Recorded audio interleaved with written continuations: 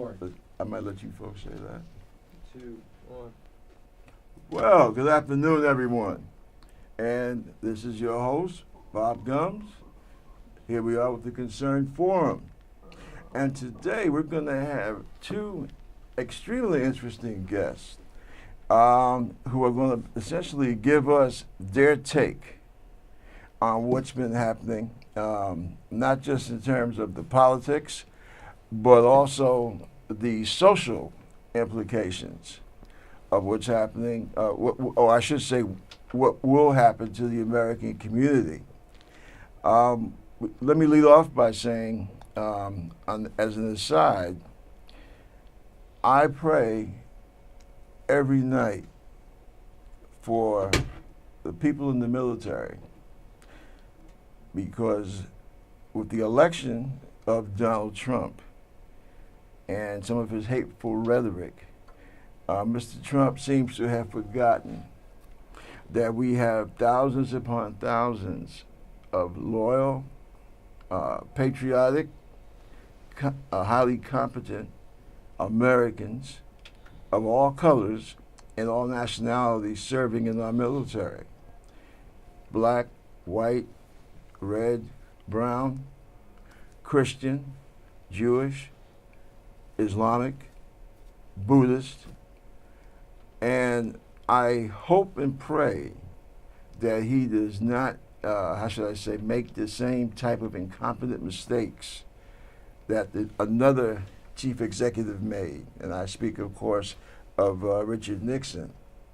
The first time I went in the Navy, the first time I went in the military, which was the Army, Mr. Nixon was my commander-in-chief. And he just didn't seem to understand the whole civil rights movement, how people felt who had been denied justice for so long. And as a result of his inattention and his incompetence, we had two battles to fight. We had the battle dealing with the designated enemy, and we had the battle of, unfortunately, fighting against each other. Naval ships were burned, people were hurt, and in quite a few cases killed as a result of race riots. And I pray that, in spite of everything that Donald Trump has said, that he does recognize the fact that he has a multiracial, multi-ethnic, multi-religious military, and he needs to conduct himself accordingly. Now, having said that, I'm going to let these two brothers introduce themselves. My name is Dewan Madjoon. I'm an officer in the Lost Foundation of Islam under the leadership and guidance of Mr. Silas Muhammad. Sure. Naeem Al-Uqda. I'm the secretary for the Brooklyn, New York Mosque under the leadership of Mr. Silas Muhammad. Excellent, excellent. Gentlemen, tell me, what is your organization about? What is it that you're trying to accomplish? Well, first and foremost, the Lost Foundation of Islam, under the leadership of Mr. Silas Muhammad, our objective is to unite our people under the umbrella of the Afro-descendant nation and reconnect us to the human family of the planet Earth. As Mr. Silas Muhammad have pointed out, that so-called African-American people have been dislocated and have been without their human rights for over 400 years, ever since our ancestors was brought to the Americas. We lost our human rights, or our human rights were destroyed as a result of that. So his objective now is to restore our rights as humans and reconnect us to the human family of the planet Earth under the umbrella of the Afro-descendant nation. And this is what our objective is, to bring our people together and let them know that we're no longer considered or known as really African Americans, because that's not actually an identity. But we today have a new identity that Mr. Silas Muhammad, along with leaders from 19 other countries throughout the diaspora, have decided upon, that we should be identified as we approach the United Nations for excuse me, for reparations. And that name, known by the UN, is Afro-descendant people. Okay. Well, that sounds like an appropriate term. The question I have in my mind: how do you deal with the objections, or I should say, with the objections of I would dare say most of elected Afro-descended elected officials here in the United States? For example, your New York congressional delegation, New York and New Jersey. Has your group, your organization, have they approached any of the local Congress people? Or, like, of course, in Jersey, you have an Afro-descended person in the United States Senate. Have you folks tried to make any inroads with them based on this? Well, that is our objective. We have every intention on making inroads to every facet of the black community that we possibly can get, high and low, in order to communicate to them the importance of uniting under the Afro-descendant nations in order to achieve reparations for all of our people, regardless of religious, political persuasions. Now, let me say, as I think on what you're saying, a lot of people, when you use the term reparations, they automatically freak out. And they say, oh, well, the black folks are trying to get money from the government. That's how they see it. Right, yes, sir. Now, my stand on that subject here at the Concerned Forum, I feel that when you say reparations, you're covering a wide range, okay? I don't see reparations where I'm coming from. I don't see it as the thing, well, I'm going to walk into a bank and say, okay, I'm Bob Gums, where's my cut of the reparation money? And also give me the name of a construction group so they can build me a house somewhere, out in Westchester or something. Right. That's not, that's not how I see reparations. Unfortunately, this country, as screwed up as it is, when it comes to media and politics, that is, if you talk to a lot of white people, that's the impression that they immediately get. As I said, oh, well, the black folks and those who are less cultured wouldn't say it like that. They would say the N-word. They just trying to get more money out of Uncle Sam. They don't do nothing no how, Right. That's the mindset of a lot of people here in America. Yes, sir. And what I find so tragic about that is that white Americans, unfortunately, a lot of them, because I never liked the stereotype. Yes. Having been a victim of stereotyping, I won't do it to anyone else. But I will say that a lot of white Americans, I don't think they understand the depth of what happened, especially here in the so-called Western world, between 1400 up until the present time, or at the very least up until, say, 1960. They don't understand that not only America, but Europe, Western Europe, their prominence was gained as a result of the slave trade. I don't think they recognize that. Now, I must be fair because I know that somebody's going to try and call me on it, but that also pertains to Saudi Arabia. All right? They also benefited from the African slave trade. Yes, sir. I find that, from my experience when I was over there, they are a little more open, at least to the fact that they recognize that slavery was a good benefit for them. But if you go to England and you say, hey, you know, a lot of this stuff here, your prominence when you had your global empire upon which the sun never set, you know, that old saying, the sun never sets on the British Empire, which at that time was true. When we're talking about the 19th century, for example, it was a physical fact because they had scooped up so much of the territory of non-white peoples that the sun couldn't set. Because when it was set in one part of the world, the other part of the world, it was still daylight under British rule. And the Europeans are more perceptive about the idea of reparations, not perfect, but I would say much more perceptive than the Americans are.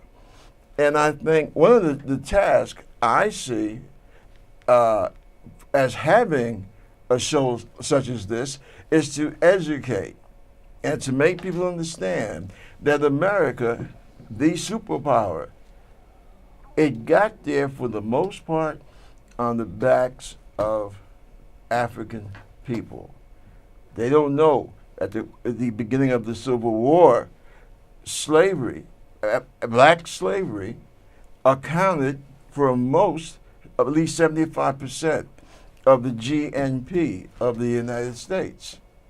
And see, people need to understand that.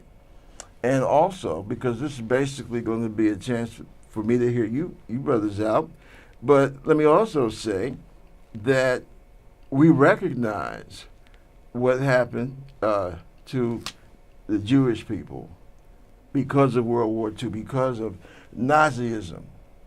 And we fully support, I think Germany still pays a certain amount to Israel every year because of the Holocaust.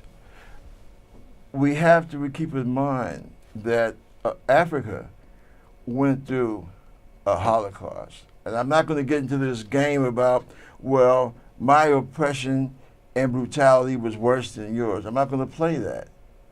I'm just going to state what happened, that for a period from the late 1400s all the way up until the 20th century, Europe and America benefited from free labor of African people. Now, what do you gentlemen have to say to that? Well, to address your first question, you're correct that reparations that we're seeking definitely is not just centered around just money. Our Mr. Silas Muhammad approach toward reparations is to actually free us as an entire nation of people. Hence the reason why we're not going to the U.S. Supreme Court to achieve reparations, and we respect all those grassroots organizations that are trying to get reparations for our people because we need to fight on all fronts. But Mr. Silas Muhammad has taken our fight for reparations to the United Nations, out in the international arena, so that the world can judge whether or not we should achieve reparations. But we cannot achieve reparations until we first have our identity restored as a people, because our identity was destroyed and lost as a result of the transatlantic slave trade and throughout the Americas.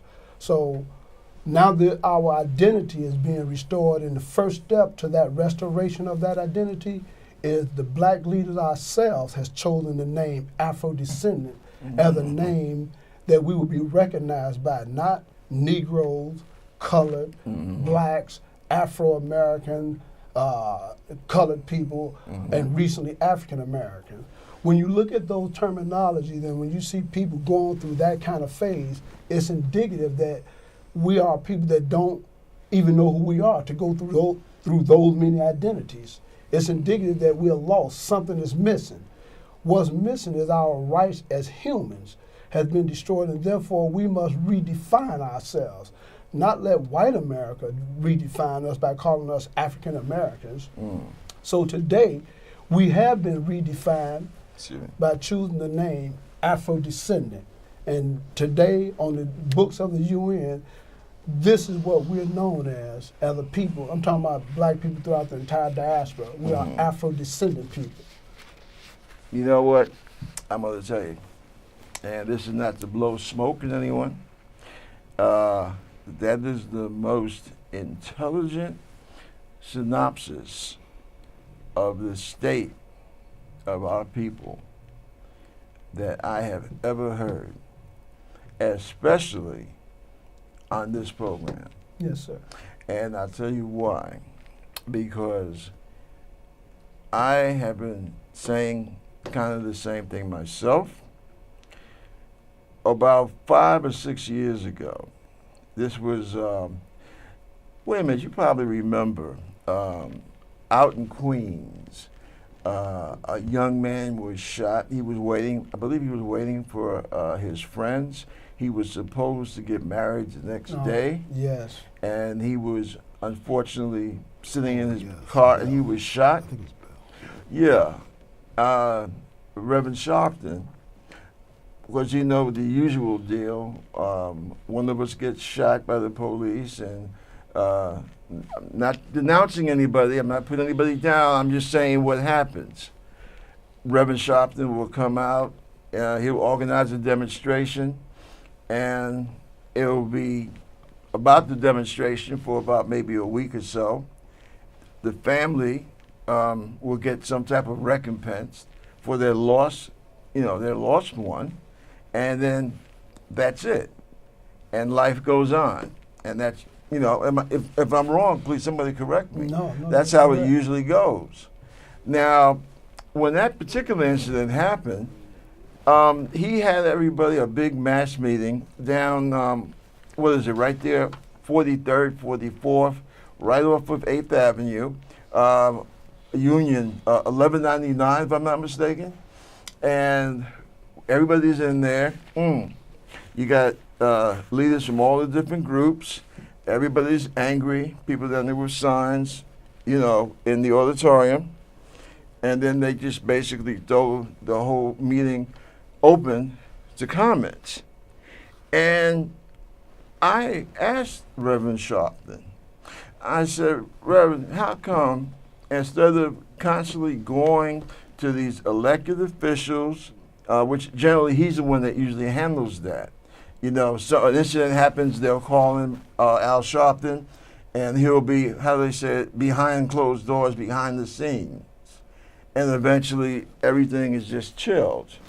And I said, Brother Reverend, instead of doing that, why don't we have a rally in front of the United Nations? Because you're going to have journalists from overseas. They will be there, and we'll have a chance to put this business out for the world press. Because then I went on to say, let's not forget that as well as Martin Luther King and Malcolm X, we achieved at least in a practical sense our so-called civil rights because of Joe Stalin, because of Mao Zedong, even Hitler to a little bit. And I remember people stopped talking and they started looking at me, most like I was crazy. But then I reminded them, I said, because of the fact that we were being placed upon the world stage, and America was feeling the pressure of being the standard bearer for democracy while oppressing black folks here at home. And those type of comments, especially that of Stalin, Khrushchev, Mao Zedong in the 50s and early 60s, was really what put the move on civil rights. And, I told him, I said, hey, I worked Intel for 5 years. I personally had a retired State Department and CIA official tell me that civil rights had become a national priority because of the fact that it was a competition between America and the Soviet Union, trying to get minds, trying to win the souls of people of color throughout the planet, India, Africa, Southeast Asia, Latin America. And we could not afford, we being the United States of America, could not afford to look like we countenanced or supported legal racism in our competition for minds and bodies with the Soviet Union. And I said we can do the same thing again. We could go down in front of the United Nations instead of demonstrating or rallying in front of Police Plaza 1. Let the world see us. Let the world see our grievance. And that's what you folks have done. And I think that that's excellent. Yes, but Mr. Please. DeGum, let me elaborate on Please. a lot of our elected black officials. We would hope that they would unite with us under this umbrella of Afro-descendant nation Mhm. because of the importance of our people saving generations to come that have not yet even been born yet.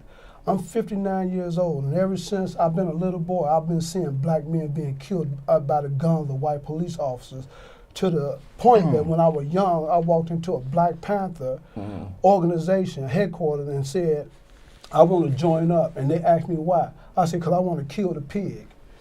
Because I was enraged at the fact of constantly seeing our black people being killed. And now I'm 59 and I still see the same thing. Meaning this, as long as we're here in America, we will never get justice, and we're asking justice from the wrong man. It's like me asking you, and you don't have any money, if you can give me some money. You can't give me what you don't have. We're asking America to give us justice. America doesn't have it in her nature to give us justice, and we'll never get it. So why waste our time asking America for it?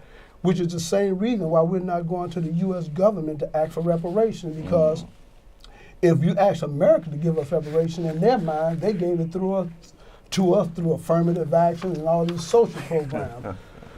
Mr. Silas Muhammad has taken the same route that the Jews have taken when Hitler exterminated some 6 million of them. We have taken our case to the United Nations to hear our cry for justice and for reparations, and the United Nations, particularly the human rights body, have heard our cry. And this is why today the Afro-descendant nation has formed. Internationally and politically, they call this ethnogenesis. And ethnogenesis is a new nation rising up, a new nation being born.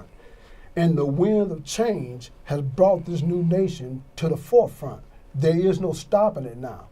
The Afro-descendant nation already have a skeleton government. We have 3 branches of the government, which is the executive, the legislative, and the judicial. Okay. So we do have a skeleton government already in place that all of our people can be a part of. Now, you call that government again Afro? Afro-descendants. This is the new identity that blacks throughout the diaspora that experience as a result of the slave trade, a loss of their mother's tongue, a loss of their culture, a loss of their way of life, forced breeding. You know, people who have experienced this and are suffering from the lingering effects of plantation slavery, this is who the term Afro-descendants is connected to. It's not actually connected to like Africans that come from Africa and live with you for a while, because they could also stake claim to. They had a different struggle in colonialism. Exactly. And then not only that, they don't have like President Obama. He is not an Afro-descendant or so-called African-American because he haven't been through the experience that African-Americans have been through here in America. But his wife, Michelle Obama, is a so-called African-American.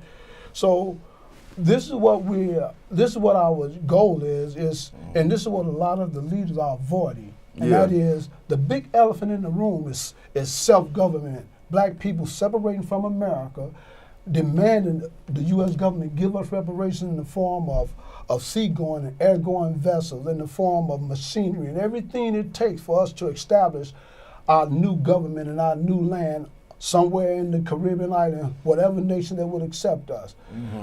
Those leaders are avoiding that, and it could be, well, I don't want to speculate what their reasons are, but it's being avoided. But the big elephant in the room, we need to separate from America if we want to save our children and our black nation from all of these injustices that seem to be endless. And the Afro-descendant nation is the umbrella by which we're going to accomplish this? Now, let me let me digest. But before I do that, let people understand that this is not about hating anyone. This is not about hating our white brothers and sisters because of the slavery that came to the so-called New World, which to me, that in itself is a racist term. It was no New World. You already had people living here. It was nothing new about it. But as I say, it's not about hating anyone.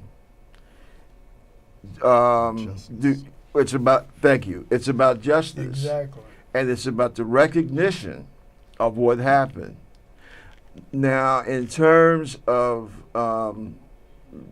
trying to get a separate territory, that's something I would really have to think about, quite honestly. But on the general idea of some form of reparations, oh yeah, I'm 100% with that. And see, you said that a lot of our black elected officials don't want to deal with this issue. Well, it's been my experience, especially since I've gotten back from the service, it's been my experience that most of our elected black officials don't want to deal with anything, Yes, sir. quite frankly. And yeah, you can call me and scream at me about that and email me about that, but it's the truth. Because we still have our people being mistreated and killed wrongly by some members of law enforcement. Once again, I don't stereotype. I have run across some white police officers who were excellent human beings. But unfortunately, when you have a pattern that has developed, a systematic pattern, look, let me put it to you like this. I go back again, I use an example from the military because that was a large part of my life. We had guys, all right, look at the Korean War. They got shot down, they were pilots, they got shot down, they were held prisoners, POW. The kind of people that Donald Trump says he doesn't like, okay? People who had the misfortune, who went out, did what their government asked them to do, served this country's government, and wound up getting captured. Guy comes back, he goes out to a restaurant. It's a very fancy place. They might use a little bell to summon for service, right?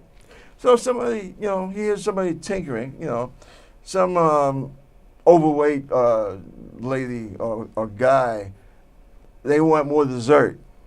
So they tinkle, and make it even better than that. They're visiting a friend's fancy home where they have a butler and maids and what have you. The guy rings the bell for the butler to come for more service. The next thing you know, the guy who's the guest, he has a funny look on his face. Why? Because his pants are sopping wet. Why? Because he urinated on himself. Why? Because he was programmed. Why? He was a POW. But every time a bell would ring, that was time for him to go to the bathroom, and his body became conditioned to it. So you see, that's a poor analogy, but hopefully you'll get the idea about what this reparation thing is all about. For over 300 years, you had people, a group of people of the same ethnic background, because the scientists tell us there's no such thing as race, because all mankind originated from Africa, and that has been taught by the most prominent white European scholars. Try Dr. Leakey, for example.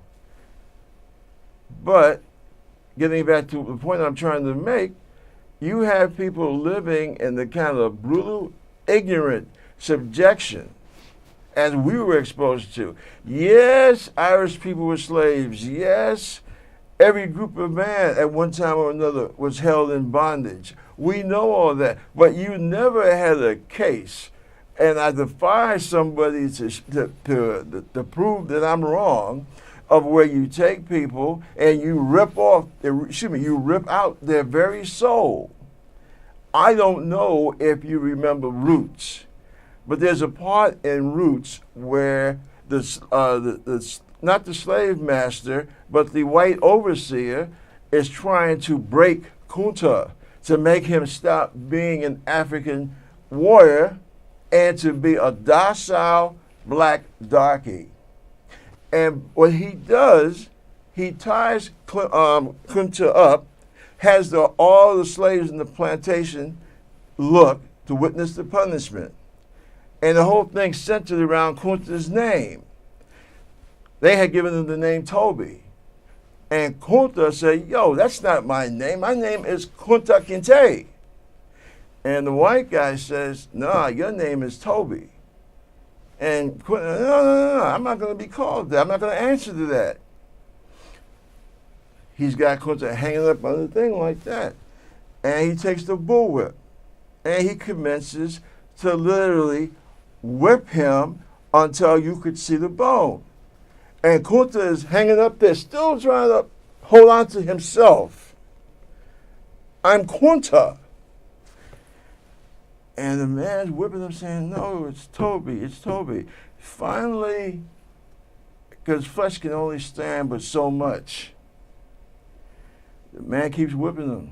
And finally, Kunta says, yes, I'm Toby, master. I'm Toby. And if you remember the cat that was Fiddler, who played Fiddler, was it Lou Gossett? You know, he was standing on the side crying. And I remember, I told my, I think my nephew was sitting next to me, and I told him, I said, see, when y'all talk about nigger and call each other niggers, see, that's how you create. That's how they created an American nigger. And see, that's what people who get uptight when brothers like these speak to us about reparations. Now, I'm not talking about the land. I'm not talking about any monetary. Not even talking about that right now. I'm talking about the simple justice of the fact that you took human beings, millions of them, and you basically stole them away from themselves. Whipping, slaves been whipped since the dawn of time. You know? Raping, that's been done to slaves from the dawn of time. But never in the history of the world did you have a case where people were stolen from themselves. Greco-Roman slavery. Yeah, you took the labor. You were treated, you're a slave. But you were allowed to be you. Nobody thought about trying to change you, reaching inside your gut and taking away who you are. But that's what happened here in America. America developed that. As a matter of fact, you do know Hitler got a lot of his ideas from the stuff that he saw happen here in America. So the next time you want to stand up and we're number one and, we love the flag and blah, blah, blah, just keep that in mind.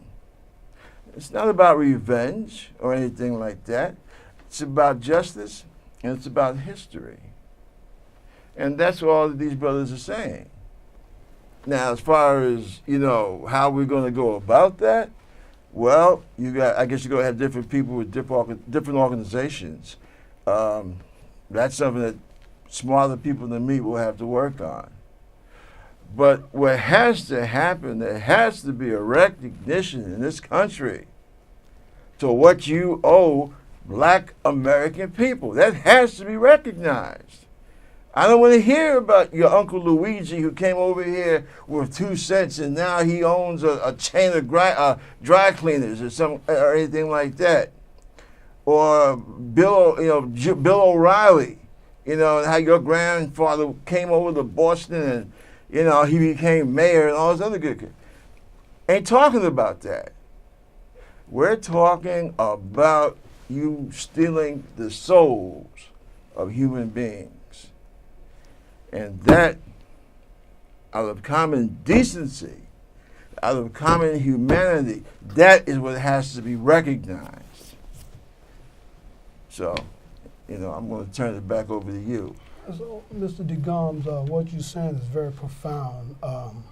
All of this, of what the United States government and other Great Britain, who actually started it and the United States perpetuated it, it did occur. But what we're looking at now is a very serious and a very complex problem that resulted as a result of their actions. And what we see, the so-called African American state now, is the lingering effects of plantation slavery. Yes. Now, what we have on our hands is a problem, and that problem is that our people need to be civilized.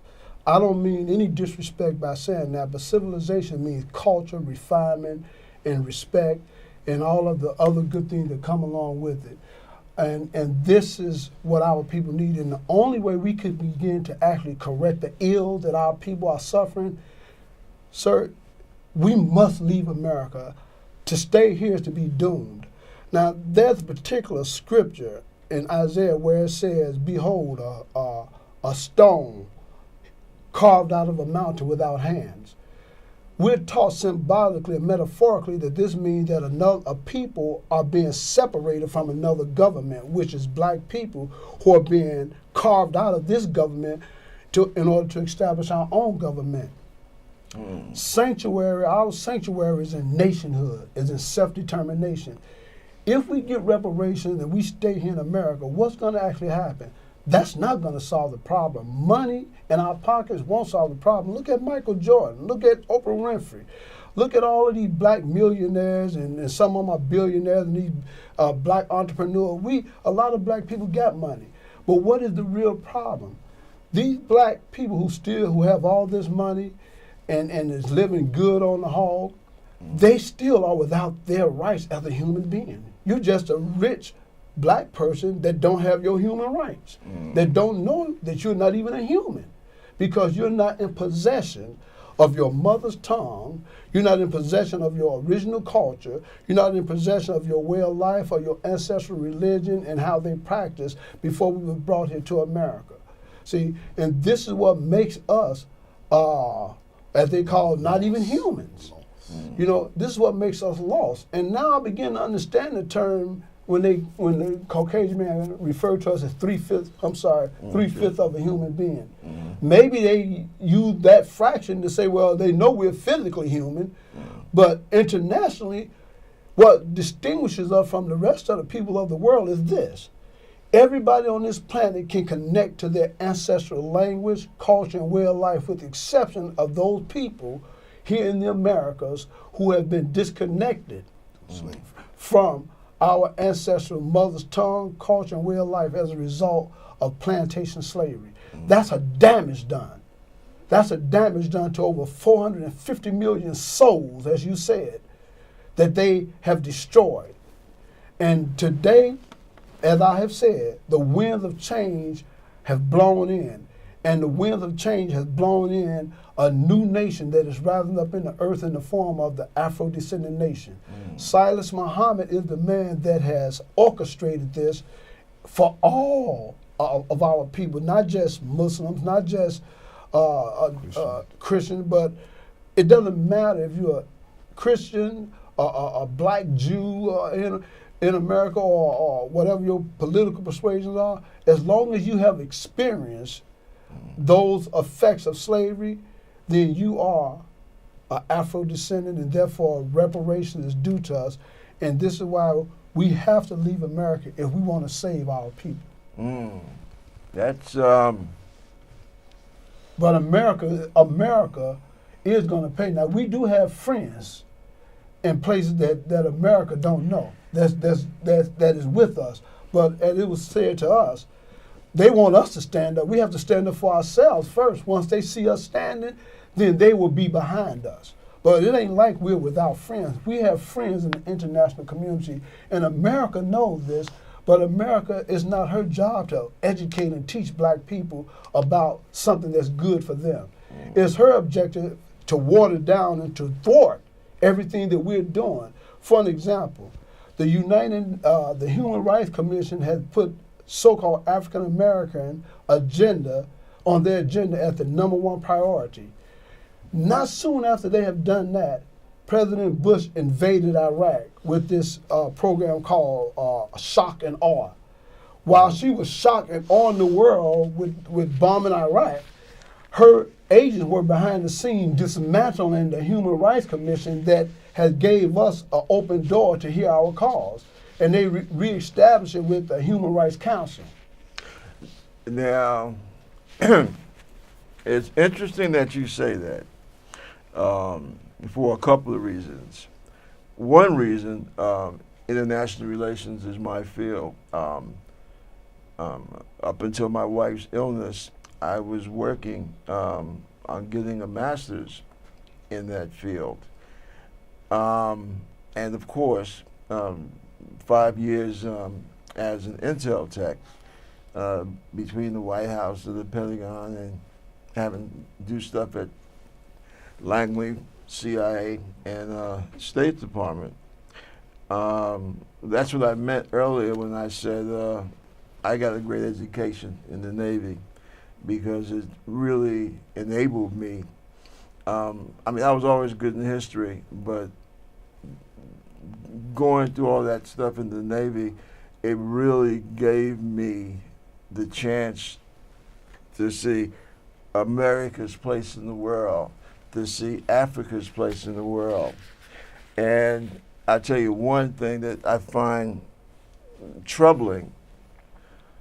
When you have, as we do now, so many brothers and sisters from Africa, from the motherland, coming here to the United States, and I talk to them, and I tell them who I am and where I've been and what I've studied, and I let them know right off the bat. I've been to every place in North Africa except Libya, and I've been as far south as Kenya on the east side, and Liberia on the west. And I say, well, I ask them, I say, well, why do you come here? And they'll tell me it's because of the problems that they have with their governments. You have a lot of Nigerians here. As a matter of fact, most of the Africans that I run across here in New York are from Nigeria. Now, you have some from Ghana and a few other places. I have not yet met one, or put it this way, it's been years since I've met an African brother or sister from South Africa. So, I mean, that tells me something right there. And the guy told me the problem is that the governments that they have there are mostly supported by Europe and the United States, and they're lousy governments. And also, being, I'm a registered Democrat, and I supported Bernie Sanders this last time around. But I did, and I'll say I did vote for Hillary. But every chance I got, I said, well, wait a minute. Hillary has a tendency to be a warmonger. The party should have stuck with Bernie Sanders. And the young lady asked me why when I was in one of their campaign headquarters. And I said, because Gaddafi had not done anything to this country. Gaddafi had been a help. I said, I worked intel. Gaddafi was helping in the so-called fight against terrorism. But then Hillary turns around and tells Obama, and that's what happened, by the way. She was the one that pushed that, to attack Gaddafi in Libya. Now, this is not talking about back in the early 80s, when I was over there, and Reagan had basically sent us to stop Libya from having their freedom of their own territorial waters. In this time period, the man was a friend. But yet, your girl Hillary unleashed the assets of the American military to destroy this man. And now it's nothing but chaos over there. Why do you destroy the country in Africa with the highest standard of living? Everybody over there is able to get a college degree. Women are treated with equality and respect. People, they live decently. They have a very high quality of life, the best on the continent. Why do you destroy this man? And see, that's the question that needed to be answered when they had her in that hearing. But see, that's one of the things that I would look to if I was talking about getting a certain area to live from the United States. I think the problems have to be settled here. That's just the way I look at it. We're in the belly of the beast. This is the beast. There's no doubt in my mind of that. But it has to be dealt with here. But I agree with you, brothers, that this thing called reparations, yeah, it has to be recognized. It has to be accomplished. The means to do that, okay, that's kind of up to for debate in my mind. But from what you say, you know what pops in my mind? Israel. Because if you notice, you said something just now in terms of having land, whatever. Europe and the United States basically gave Israel a piece of land. I know, yeah, the Bible, historically they've been there. We all know that, okay? And there's more to it than just saying Israel has always been a place for Jews. There's a lot more to that, but we're not going to go there because we have a limited amount of time. But the way it's set up now, Israel gets their reparations for the Holocaust, and you have Jewish people here that go back and forth, and that's fine. Would that be able to be done for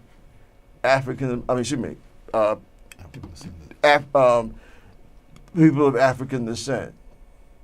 Would something along those lines, in your mind, would that be possible? Well, sir, what's possible, I'll tell you what is impossible. And what is impossible, and that is this.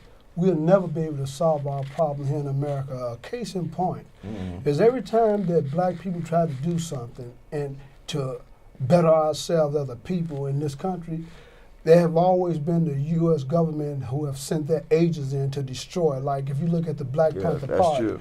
They started that free breakfast program, and a lot of black people don't even know that they were the ones that orchestrated that.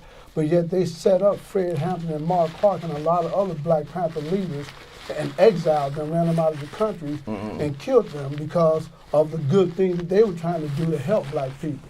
Yeah. Look at what happened to Marcus Garvey. He was talking about going back to Africa and for black people being independent. Yeah. He got ran out of the country. And look at the Nation of Islam. They took the Nation of Islam and infiltrated it with agents and started destroying the Nation of Islam from within. Yes. So we were trying to educate and civilize our people and be a model standard for our people and a place of sanctuary for our people to come to. So America has always interfered with our development. This is why Mr. Silas Muhammad is advocating that we leave America on land that we have already negotiated with people somewhere over in the islands where we could establish our own government at in exchange for industrious black people, educated black people. We would give them our education and industrialism for land, and we also ask America to forgive certain of these land debt as a part of us coming there to relocate, to set up our government. Now, having said that, is this. It's like we're living inside of another man's house.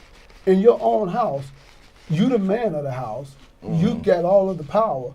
I can't come and live in your house and start telling you what to do. You'll kick me right out. So We're living in another man's house, and as long as we're in that other man's house, we're limited as to what we could do in terms of correcting the ills of our people's problem. It's See- going to take our own black educators, professions, and political scientists, doctors, lawyers, and a host of our other black professionals to come together in our own government.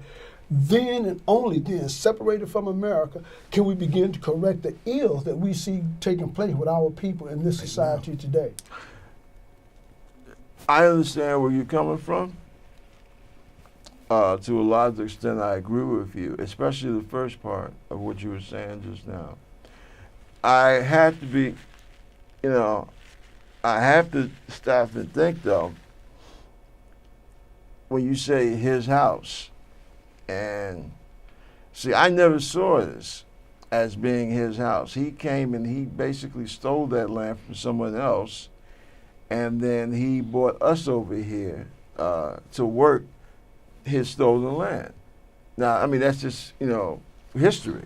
Right. And I do, however, like you talked about a spot like somewhere in the Caribbean, right? Yes, sir.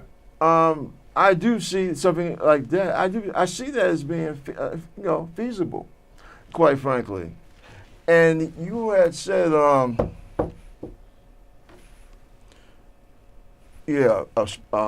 an area in the Caribbean. Yeah, I don't, I think it's something worth discussing. Yes, sir. I do. I truly do. My dad used to tell me, I think I told you before we started, that my dad was a Garveyite. And what happened in his case, he was, the powers that be at that time, they felt that he was making too much noise because of you had practicing colonialism at that time. And that kind of talk made the French and the Brits and the Italians, it made them nervous. So they kind of, put the word to the United States government, hey, you got to try and cool this cat down. Because I can't remember the name of his newspaper, but what was that? His was Final Call, that wasn't it.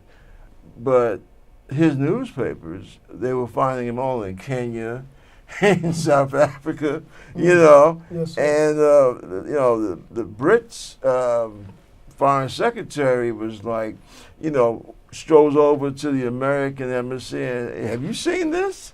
This, we might be faced with a mass uprising, which is exactly what did happen after, at the end of World War II. See, that's another thing. Education. Education. That's another thing that needs to be brought up. Brought out when you talk about land for people.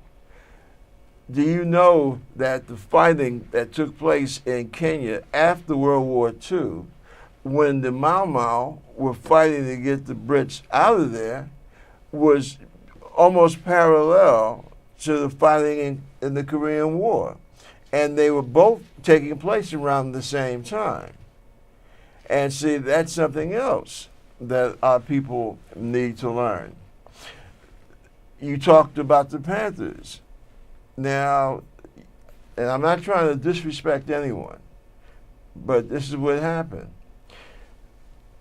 You had black preachers, black Baptist preachers that were very uncomfortable with the Black Panthers. I would say jealous, be quite frank about it. And when the Panthers started, signed up that Breakfast for Children, Yes, sir. they signed their death warrant. And it's amazing for everything that they had written about, them walking around with weapons at the state capitol. Now, this is out there old Ronnie Reagan's, because he was governor for a lot of this. And they're walking around, as was their constitutional right, and things of that nature. the cops never interfered with them. But the breakfast program for children, for hungry children, that's what got them killed. Now that tells me a lot about the United States government. Our people. You try to feed your own hungry children, and you get hung. Stereotypically speaking, Yes, sir. And I think what we need to do, what's so important, is that people have to be educated. They have to know the history here. They have to know that, as you say, every time we tried to be independent, self-sufficient, I should say, we got stomped on. This goes back Black to, Wall Street. Yep, Black Wall Street. There you go. Yes, Yeah, that needs to be brought out. Yeah. We got to start. And when I say condition the minds of our people, I'm not talking about brainwash. I'm just talking about plain truth. educating. Yes, And- I agree. And by the way, a lot of white Americans would benefit from this knowledge, because then you would get an idea of why these type of talking about reparation and things of that nature, why they exist, why people feel the way they do. I have always said to people, what happened at the end of the Civil War, when the Northerners saw that the South was still in the backhanded way kind of keep slavery, they instituted the Black Codes. And in 1867, the Northerners in Congress said, to hell with that, we just fought the war to end this crap. Boom, Reconstruction. What was Reconstruction? Reconstruction was, because I want to get this out before we run out of time. Reconstruction was giving blacks the land in the South that they had worked for the plantation master, giving those people that land and allowing them to farm, to be self-sufficient citizens, and to have an economic footing in this country. If that had been allowed to proceed, we wouldn't be having this conversation. Yeah, you're correct. Because we've been economically sound and the equal of anyone else in this country. Yes, sir. And people need to understand that. Yes, sir. I got some news for you all, because I see I have a very short time left. If you gentlemen don't have any objections, I would like to have you guys come back, if that's okay. Oh, that's fine. I'm pleased That's fine. with that. Because this Yes, sir. subject is not ended, and it shall continue. One thing, like I said, this program is going to be about, it's going to be about educating. Yes, sir. And this is Bob Gums with the Concern Forum and his two wonderful guests. Have a good evening. Good evening. Yes, sir. Thank you, Mr. Downey. Man, I have really learned a lot. I really have. I Yes, sir. truly have. On a wet hand. When is this going to be showed again? Aired? Now, this is going to, okay, the day's the 10th. I'm going to work on getting this out Monday. Tentatively, I'm going to, okay, I don't have my cell phone here.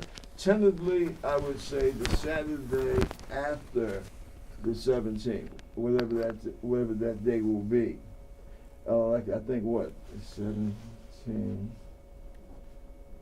It'll be around the 23rd or the 24th. But I will stay in touch with you folks to let you know the exact date. That's number one. Number two, maybe I didn't explain it to you fellas, but I am going to put this on, I'm going to put this on YouTube. Yes, sir. Hang on a second, let me take this off. You just put